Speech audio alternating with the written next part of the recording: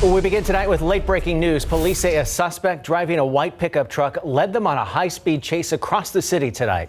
Here's what we know so far. It all started on Buena Vista near downtown. Police say they tried to stop the suspect, who was wanted in connection with multiple robberies, when he took off speeding down towards I-10. What followed was a lengthy chase. Police say the suspect was heading north on I-10 when he got off at Callahan and headed towards Vance Jackson, eventually making his way all the way back to I-10 south before getting off at Callahan again and heading towards Babcock. That's where the chase ended as the suspect crashed into another vehicle. We do know that that suspect is in custody. One person is being treated for injuries but is expected to be okay.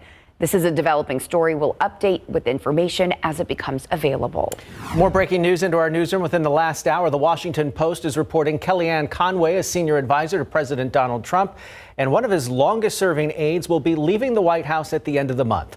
Conway also served as the president's third campaign manager back in 2016. The Post reports Conway informed the president of her decision tonight in the Oval Office. Back here at home, an up-and-coming singer's life cut short last month when he was shot and killed. The shooting happened over on the east side. The alleged gunman captured just a few blocks away. Our Daphne Gray talked to 28-year-old Justin Johnson's mother, who was speaking publicly for the very first time since her son was taken from her. You didn't have to shoot him. I mean, we really needed him here. So, I mean, you just took something big from us. Today was the first day Bertha Moreno was able to speak publicly about her son's death. San Antonio police say 28-year-old Justin Johnson got into an altercation with this man, 25-year-old Isaac Sandoval, July 17th. Moreno says the two had already separated before things escalated. We didn't think anything was going to happen, and JJ was trying to calm down. Painfully, Johnson's mother was standing right in front of him when a single shot was fired. Heard the blast of the bullet, and I felt it go here, like through me, and it hit JJ in the chest. Johnson died at the scene. A memorial now grows at the location on Alena Street. Moreno says he touched many through his music. It came from his heart.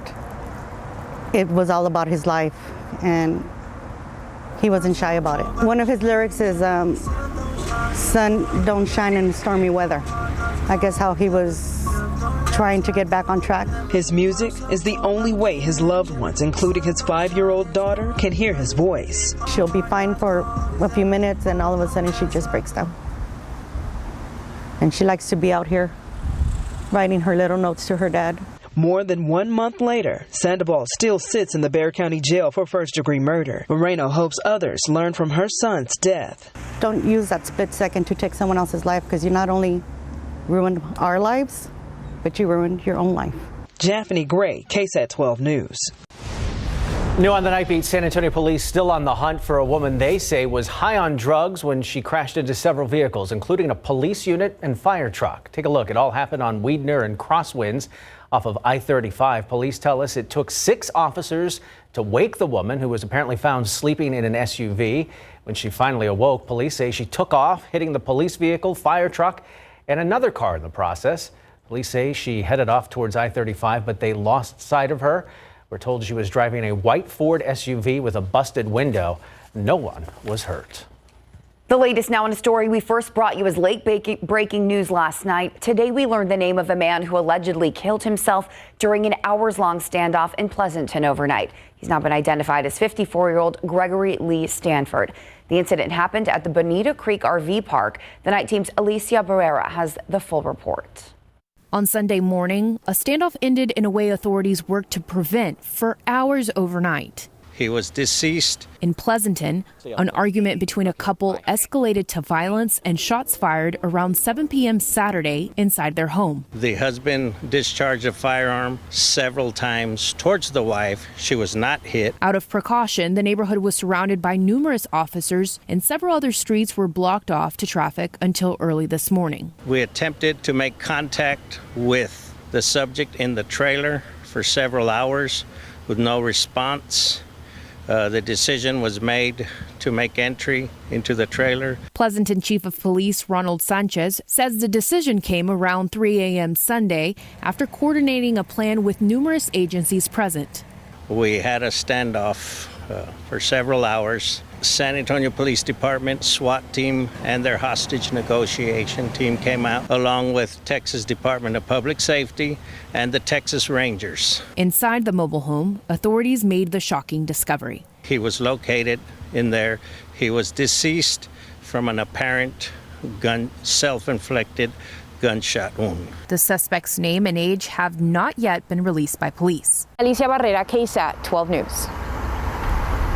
Other top stories we're following for you this Sunday evening. Bexar County Sheriff's deputies investigating a head-on collision which left one dead and another hospitalized. That crash happened around 2 p.m. on Campbellton Road and Hickory Way in southeast Bexar County. Deputies are still trying to figure out what caused that crash, but they say one of the drivers was dead when they arrived on scene. The other driver was airlifted to a nearby hospital in stable condition. Deputies say alcohol is not believed to have been a factor in the crash. 3 women are in the hospital following 2 separate crashes on the east side. It happened overnight just before 1 a.m. on I-10 in Ackerman. San Antonio police say the initial crash involved just 2 vehicles. One of the drivers called a family member for help. When she arrived, she parked behind that wreck and started to get tools out of the trunk. That's when police say another vehicle rear-ended that family member's car and pinned her between the 2.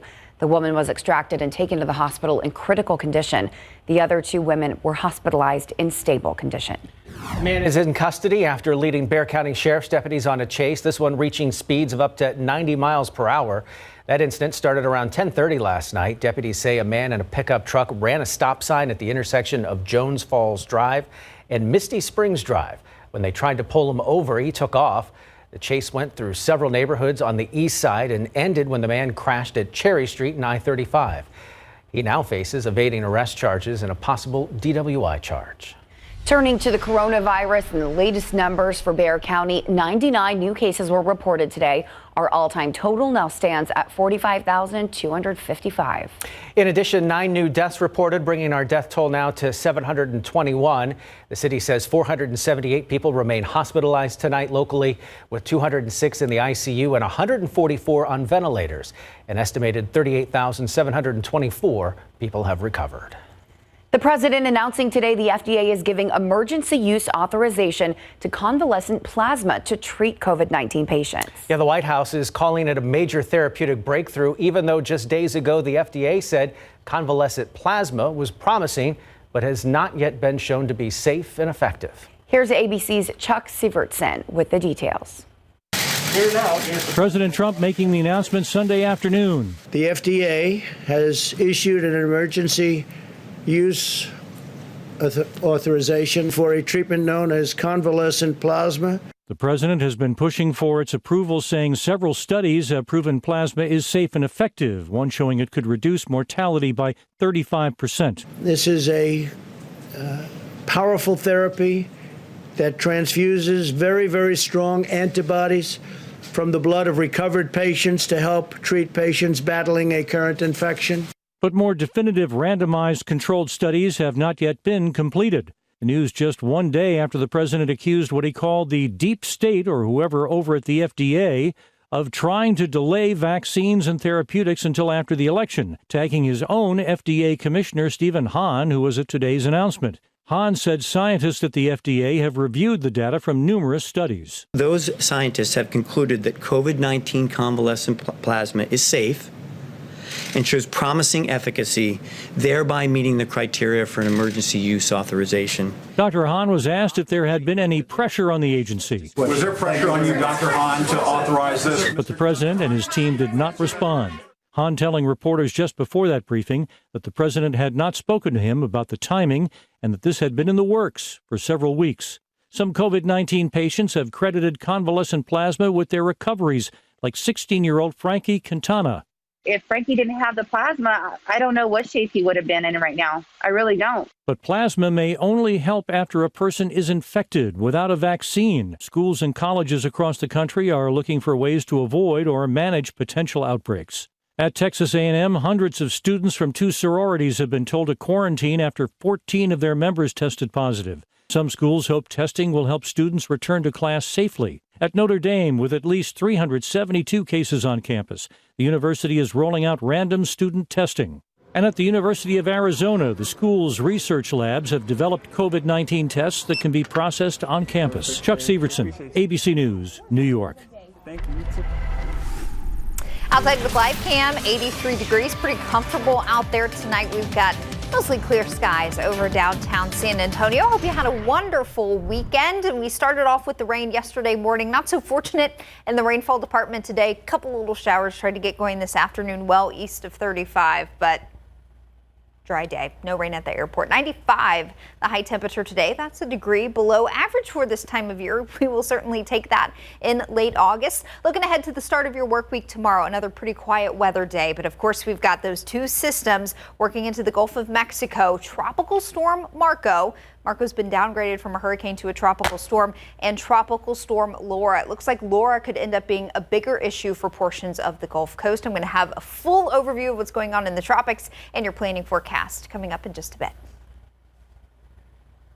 A disturbance at a convenience store ends in an officer-involved shooting in Louisiana. The details of the case and where that suspect is now. Plus, two storms on track to make landfall in a few days. We'll show you the damage already done by tropical storm Laura and what other states can expect from the incoming Hurricane Marco. Plus, on the eve of the Republican National Convention, we're learning more about a secretly recorded tape of President Trump's sister, where she allegedly calls him a liar and a phony. The president responds next.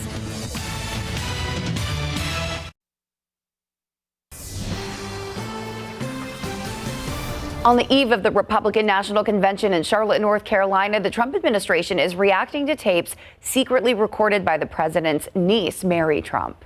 Yeah, in those recordings obtained by the Washington Post, the president's older sister, Marianne Trump Barry, allegedly can be heard criticizing her brother. Here's ABC's Alex Prochet with the details. In audio obtained by the Washington Post, President Trump's sister, Marianne Trump Barry, allegedly says the president cannot be trusted, that her brother has no principles, none. The change of stories, the lack of preparation, the lying, the holy what they're doing with the kids at the border. Describing him as a phony and a liar who only cares about himself. Donald's out for Donald, period.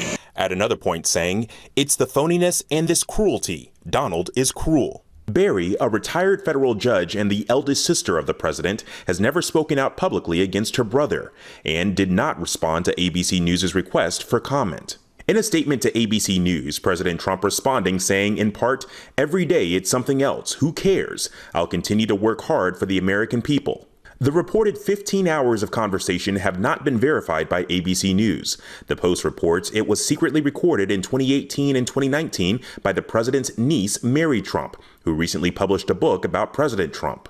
In a statement, a spokesperson for Mary Trump says she felt it prudent to tape conversations in order to protect herself, anticipating litigation over a family inheritance dispute.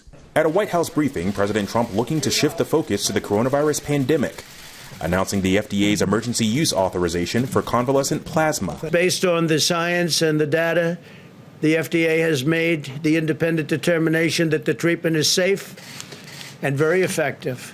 We saw about a 35% better survival in the patients who benefited most from the treatment. This is a major advance in the treatment of patients. The president's 2020 rivals, former Vice President Joe Biden and his running mate Kamala Harris, sat down with ABC's Robin Roberts and David Muir for their first joint interview since accepting the Democratic nomination. Did you feel pressure to select a black woman? The government should look like the people, look like the country.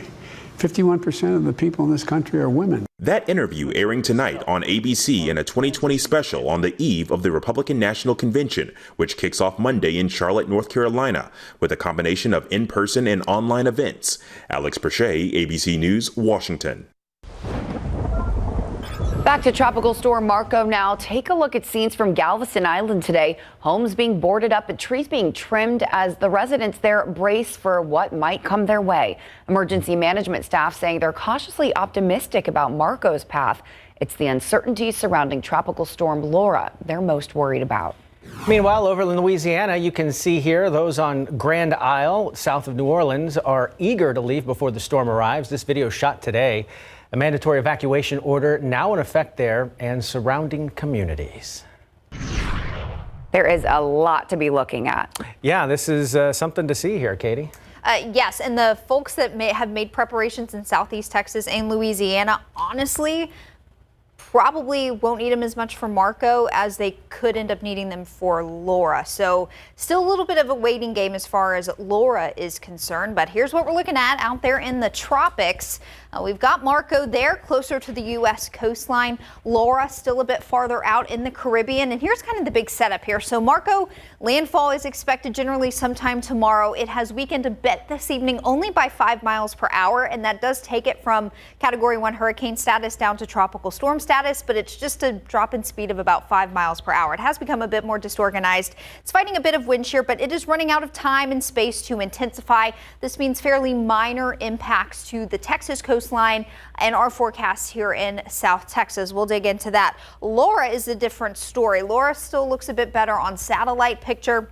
And Laura's going to have a longer time over the very warm waters of the Gulf of Mexico. And that means there is the window for Laura to really intensify, could become a major hurricane. That means a Category 3 or higher as it approaches the Texas and Louisiana coasts in a few more days. So that's our setup here and why Laura is looking like a bit more of a concern. But here's the latest on Marco. Wind 70 miles per hour, movement north-northwest at 12 miles per hour. And the very latest track from the Hurricane Center does have Marco approaching the South Louisiana Gulf Coast tomorrow evening as a tropical storm. It's going to hug the coastline here late Monday into early Tuesday. And it's that interaction with land that's going to make Marco disorganized very, very quickly. Just a mess of some rain and some cloud cover as it drifts into southeast Texas late Tuesday into Wednesday. So not as concerned about Marco. It will still drop some very heavy rain across portions of South Louisiana, South Mississippi, and South Alabama. That's for sure. They're looking at several inches of rain. There's some flooding possible, some storm surge issues as well.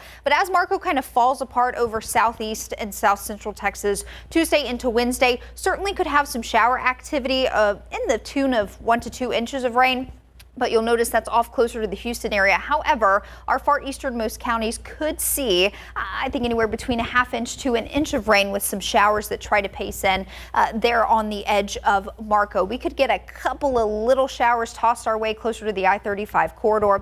But I think what we may end up seeing more than anything from Marco is an increase in some cloud cover Tuesday into Wednesday. So very minor impacts for really all of Texas as far as Marco is concerned.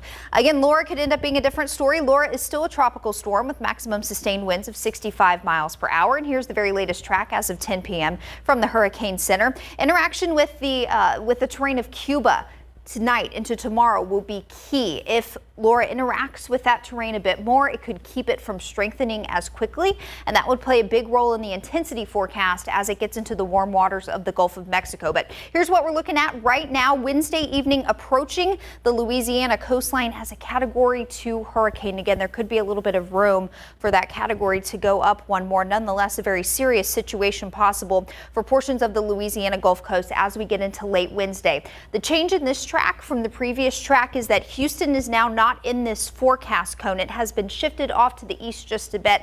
However, I think generally anywhere from Houston over to Beaumont all the way over to New Orleans, we'll need to keep a very close eye on Laura's forecast trends over the next couple of days. And of course, we'll keep you updated here. 74 your low temperature tonight under mostly clear skies. Very quiet weather for us here tonight and again tomorrow. Tomorrow I think looks really similar to today. Mix of sun and clouds in the afternoon, a high temperature in the mid to upper 90s. I can't rule out a little stray shower tomorrow, especially down closer to the coast, but most of us will be rain free not only tomorrow but also through the duration of this week. So keep checking back with us tomorrow on GMSA throughout the day as we get more information about not only Marco but also Laura. We'll be tweaking our forecast just a little bit, but I do think really the biggest thing we'll see from Marco, maybe just some additional cloud cover through the middle of the week, but that could shave a few degrees off our high temperature. Guys, yep, got to keep that KSAT app handy.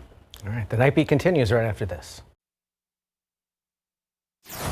What member of the Dallas Cowboys tells us he's planning to kneel during the national anthem this season? With more on what's on Instant Replay, let's check in with our Greg Simmons. You know, that was a big no-no with Jerry Jones, but now feelings have changed a little bit here, including from the commissioner himself, Roger Goodell. And who takes a checkered flag at the greatest spectacle in racing after the Indy 500 is postponed until today due to the COVID-19 pandemic? Coming up tonight on a brand new edition of Instant Replay.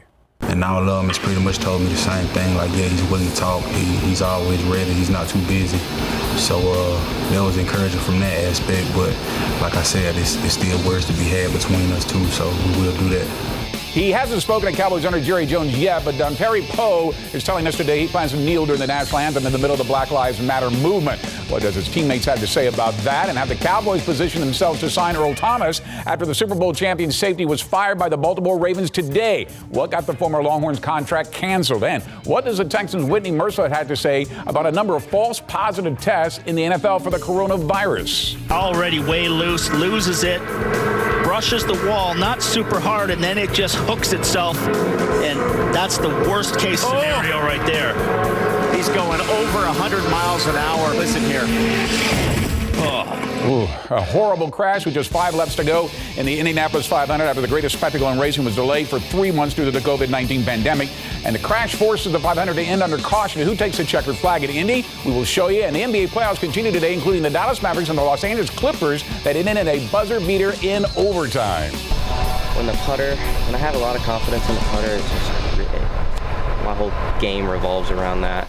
And tonight, our Jessica Hunt has the story of a senior from Bernie Champion who becomes the first golfer in 25 years to win back-to-back titles in the Texas Junior Amateur Tournament. And San Antonio FC remains the only undefeated team in the United Soccer League after handing Tulsa their first loss of the season. All that plus high school football set to kick off this week. Our championship cinema reviews the movie Varsity Blues. And do you believe we'll have a complete high school football season this year? Tonight, you decide. Instant replay is live, and it's after the Nightbeat. Let's hope so. Great movie, too. I would love that movie, yes. Thanks, Greg.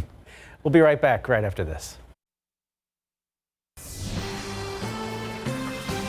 Well, protests have erupted again, across Lafayette, Louisiana, following the death of Trayford Pellerin, who was shot while running away from police. Louisiana State Police say it was shortly after 8 p.m. on Friday when LPD responded to a disturbance involving a person armed with a knife at a convenience store. Officers encountered 31-year-old Pellerin in the parking lot. As they tried to apprehend him, they say he ran and officers took off after him. Police say they used tasers to try to stop him, but they didn't work. They say Pellerin, who was still armed with the knife, then tried to enter an occupied convenience store. That's when officers fired, hitting him. Pellerin was taken to the hospital and later pronounced dead. Since his death, several organizations, including the NAACP, have been organizing demonstrations across the city.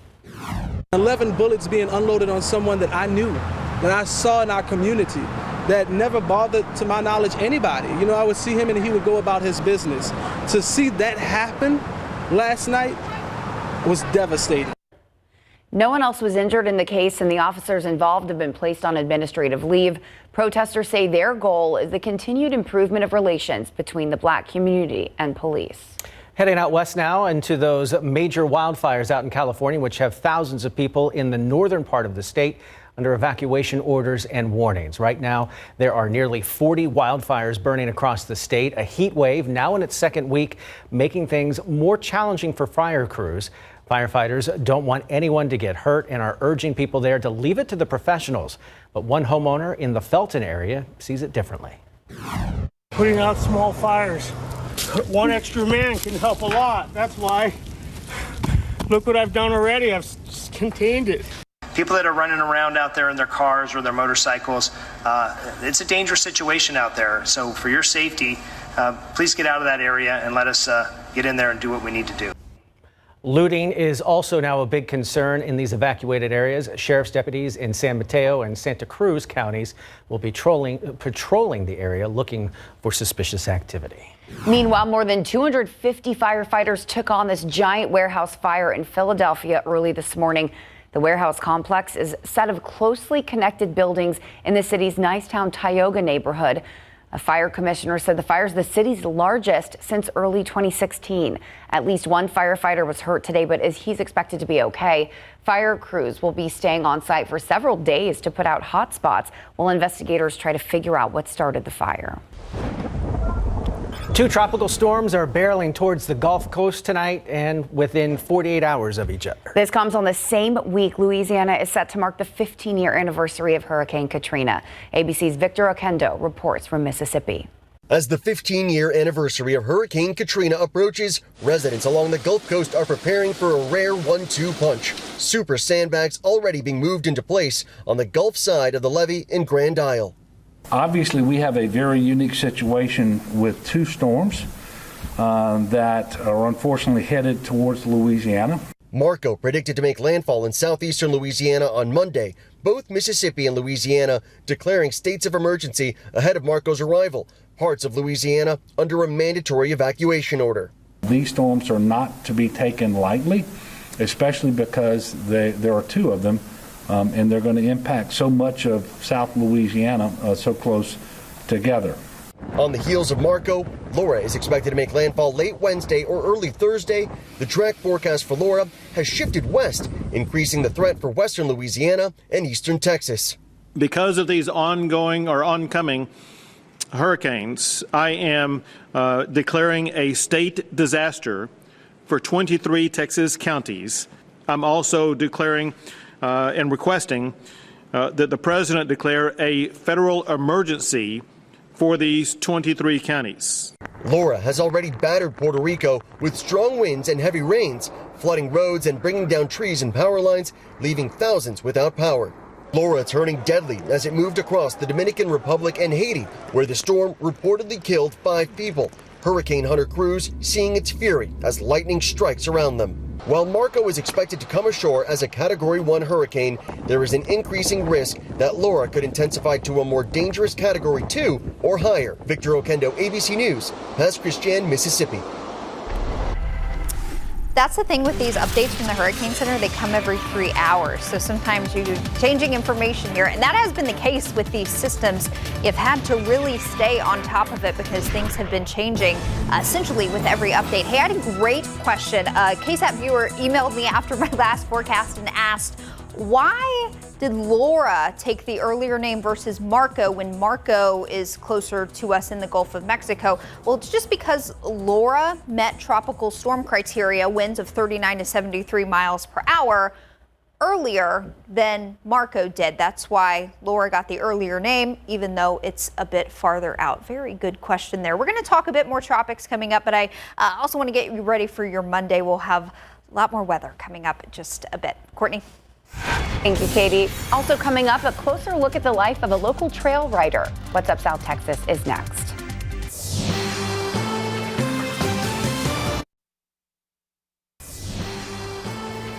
Even though we do live here in South Texas, it's not every day you see a cowboy racing up and down some of our busy streets on horseback. One local man says he does it to spread joy in our community. He's our next feature on What's Up South Texas. The night team's Jaffney Gray introduces us to Daryl Mitchell and his journey as a trail rider.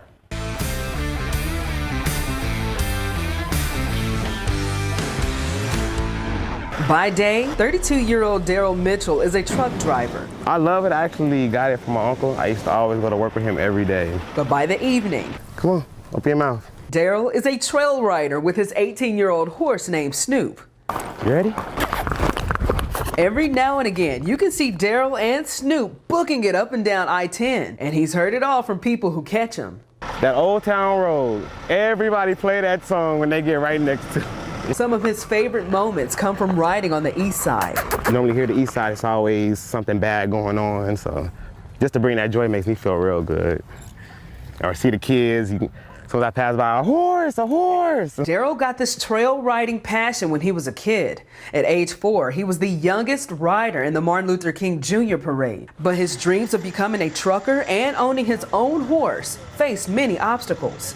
At 17, his stepfather walked out on him and his mom. I gave up on riding for a while just to make sure me and my mom was good. In the process of me getting my license to become a truck driver, I lost my car. I had to walk to school at times. He says going through those hard times and with the wisdom from his mother, he is the man he is today who reached his goals. He was able to get Snoop 10 years ago. The two have been through a lot together, including being hit on one of their rides. I actually flew off the horse. I hit the asphalt and I slid a couple of feet. He actually jumped over the hood of the car and he kept going down the road. As a result of his shattered shoulder and road rash, Daryl is more cautious, but loves trail riding even more. There's no drama, no fighting, no you're all there to have a good time. Daryl's love for trucking and trail riding is unstoppable for What's Up South Texas. Like I said, I always dreamed of being a trucker. I succeeded.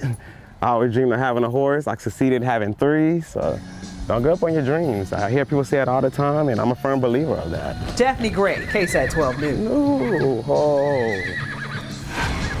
Giddy up. Now I got Old Town Road stuck in my head. Coming up, we're introducing you to a local couple seeking to build relationships through their homegrown photography business. Meet the Bryants next on the Nightbeat.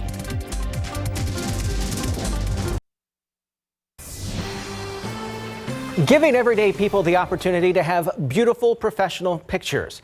Jason and Alejandra are the owners of Meet the Bryants Photography here in San Antonio. They take a different approach to their business, building relationships through their passion. Patty Santos shares their story tonight. They're one of the small businesses we're highlighting as a part of National Black-Owned Business Month. It's family first for the Bryants, and that's evident in their work. We love it so much because it's just so different every single time. Yeah. Because everybody's story is completely different. Their 19-month-old daughter, Giselle, keeps them on their toes. Jason and Alejandra are down to earth and unapologetic about who they are, a biracial couple. Who you see on our website is who you're going to see in person. And so for us, it was really important to highlight those aspects of our business, of who we are, so that people can really feel like they're getting to know us before versus just seeing the color of our skin. The color of their skin is what the Bryants say sets them apart. That allows people to feel a little bit more comfortable. Like, oh, you do know how to shoot for my complexion. Meet the Bryants launched 3 years ago, but they've been in the photography business for years, starting with high-end fashion magazines to now focusing on capturing family memories and helping small businesses grow, giving everyone access to beautiful photographs. We wanted to change that. We wanted to make sure that everyday people have the opportunity to have these lifestyle magazine-esque type shoots. The Bryants say their clients are more than just that. We truly believe that whoever we end up working with, it's a relationship that we're willing to build on. Patty Santos, KSAT 12 News. Those pictures are beautiful. Yeah. Yeah, they do a good job. Sign up for a session there. Make me look better. I'm not saying it. I think you look great, Tim. Oh, thanks. I wasn't fishing for compliments, but they do a fantastic job. They do. Katie, you got your hands full this weekend watching all this stuff out there. Yeah, and we want to keep everybody updated, even though impacts to our forecast here in San Antonio and South Texas may not be too noticeable. We know you've got interests elsewhere, maybe some family in Houston or far east Texas, even in Louisiana. I have some family in Louisiana myself. Want to keep tabs on what's going on there for them. But here's a look at what our forecast has in store this week, kind of a big picture look. It'll still be plenty warm in the afternoon hours, but you'll notice there Tuesday through Thursday, that's when our forecast could potentially be impacted in a minor way by what is going on in the tropics, and we're going to take another look at that coming up. Right now, 83 at the airport, still low 90s out in Del Rio, but we've got some mid 70s going on in the hill country, and our dew points right now really aren't too bad. Gonzales, you've got one of the higher dew points, so it's starting to feel a bit more sticky there, but elsewhere dew points are in the 60s. Even some 40s way off to the west, but overall fairly comfortable out there tonight. Through tomorrow morning, we'll see dew points build back in. It'll start off a touch on the humid side in the morning, but as we start to pick up a more easterly wind tomorrow afternoon because of the circulation around Tropical Storm Marco, that will help our dew points to fall off a bit more in the afternoon hours tomorrow. So while it will still be warm, we're looking at a high temperature around 97 tomorrow. Not overly humid in the afternoon and evening hours, so not too uncomfortable. 90 at lunchtime though, so a quick warm up from those mid 70s in the early morning hours. Latest on Marco, I mentioned last half hour, it's back down to tropical storm status. It lost just 5 miles per hour. So sometimes it can kind of be a big, oh, now it's a hurricane. Oh, now it's back to a tropical storm. So it's not going to be a big deal. Well, it only lost 5 miles per hour. It does look a bit disheveled. It's fighting some wind shear here, but this will still be a pretty big rainmaker for some Gulf Coast states. South Alabama over to Mississippi and Louisiana as well. So we'll have to watch the landfall very carefully. It should happen late Monday, early Tuesday, somewhere along the Louisiana Gulf Coast. But it's this interaction with land It is going to cause Marco to weaken very quickly. By the time it gets over to the Houston area and southeast Texas, it's going to be fairly disorganized, a mess of some cloud cover and leftover showers. I do think, though, Marco could toss our easternmost counties well east of I-35, a couple of showers as we get into Tuesday. So that'll be our chance of rain that you'll see in the planning forecast there. Certainly not everyone will see rain, but a couple of isolated showers will be possible, generally well east of the I-35 corridor, thanks to Marco. I also think Marco could toss us all some increased high cloud cover, and that should help maybe keep us a couple of degrees cooler for a few days. Tropical storm Laura, on the other hand, so Marco not looking like it's going to be as big of a deal. Laura, however, is kind of going the other way. Laura is starting to look a bit more concerning as it gets into the warm waters of the Gulf of Mexico, approaching the Gulf Coast late Wednesday. Forecast from the Hurricane Center as of 10 p.m. has Laura moving in as a Category 2 hurricane. They have mentioned, though, that maybe could go up depending on how much Laura can intensify in the Gulf of Mexico. And forecast models with Laura have really been struggling with exactly where along the Gulf Coast this system will make some potential landfall late Wednesday into Thursday. So the latest track takes Houston out of the cone. That's not necessarily a bad thing, but this is something we'll watch really closely over the next couple of days. If this cone comes back to the west, that could put the Houston area more at risk for some effects from Laura. So this is something we'll continue to watch really closely for you over the next couple of days. Make sure you're checking the forecast frequently. Like I mentioned, those updates from the Hurricane Center come every 3 hours. So things evolve pretty quickly when you're talking about these big tropical systems, guys. Especially when there are 2 of them. Yes. They're keeping track of all of them. Yes. We'll be right back. With theaters beginning to open across the U.S. and new films to fill movie screens, Hollywood's box office tracking service Exhibitor Relations is reporting ticket sales for the first time since mid-March. The coming-of-age schizophrenia drama Words on Bathroom Walls debuted in 3rd place this weekend on ticket sales of just over $462,000. I love my life. The gang from Bikini Bottom swam back into movie theaters this weekend as the SpongeBob movie Sponge on the Run surfaced in 2nd with $550,000. What do you want? I need you to learn what a bad day really is. The road rage thriller Unhinged, starring Russell Crowe, was originally slated to open in North America at the end of July, but was pushed back. That strategy resulted in a first-place box office win as Unhinged scared up an estimated $4 million. In Hollywood, I'm Rick Damigella. By those totals, not a lot of people still going to the movies. Yeah. The high school football season kicks off this week, and so does our big game coverage, but not for everyone. Yeah, and our championship cinema reviews the movie Varsity Blues, starring John Boyd as Coach Bud Kilmer. With more on What's an Instant Replay, let's head to Greg Simmons. Felt it was appropriate since the high school football season is kicking off this week for 1A and up to 4A teams Just don't now. behave like those guys. Billy Bob. And for the first time ever, we unveil a sub-5A 12's top 12 in high school football. Coming up tonight on a brand new edition of Instant Replay.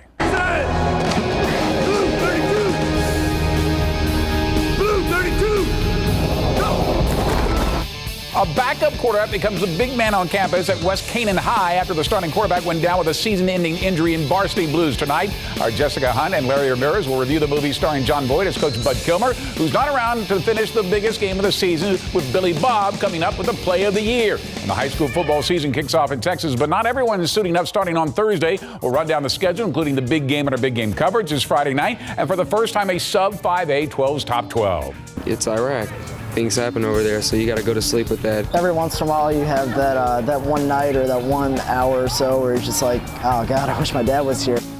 10 years ago, our big game coverage helped parents and relatives who are serving their country in Iraq while still keeping in touch with the high school football in South Texas as part of our classic Instant Replay features. Now that the Baltimore Ravens have parted ways with the safety Earl Thomas, will the Dallas Cowboys land the 7-time Pro Bowler at safety? And what did you think of LeBron James' tribute to Tim Duncan after passing the big fundamental for 2nd place with the most playoff victories? The sports guys have all the fun tonight. And all that plus, what member of the Dallas Cowboys plans to kneel during the national anthem? Instant Replay is live, and it is next. Lots to talk about. That discussion will be heating up very quickly. Yes, it will. All right. Thank you so much, Greg. We'll be right back. Stay with us.